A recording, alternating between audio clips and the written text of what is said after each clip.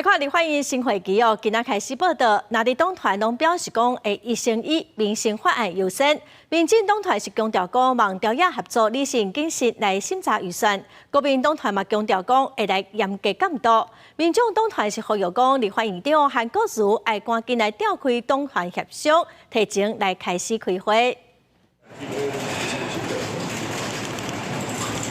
民众党伫会斗阵将一位立法院报道，9月7日是新会期报道日。因为民众党主席郭文泰先含天花城顶风波，外交官13人来代理党主席，不过枪表态无讨论党务。民众党团运作会正常进行，已经发函请立法院长韩国瑜赶紧召集党团协商，延期提前开议的日期。我们已经正式的发出了党团协商的请求给韩国瑜院长，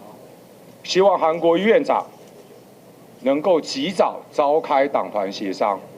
及早确定开议日期。新会期外界关注，朝野立委会优先推动多一寡法案。国民党团表态包含学生辅导法、推销者保护法、在违法、老人福利法、就业服务法、消防法等经济民生法案会优先推动。民进党团是表示，多经条例、社会救助法、学生辅导法、消防法、体育甲运动发展部相关的4个组织法，拢会列为优先法案。不过希望高度政治性的期限，比如选罢法、宪法诉讼法、在会法等，伫无强势进程，唔通强推。朝野合作，民生优先，也希望在民生优先的前提之下，不论跟白跟蓝，我们都愿意合作，只要是符合有社会正当性、福国利民的议案。秉持着说要为人民看紧荷包，未来我们一定是严格来审查这个预算如果在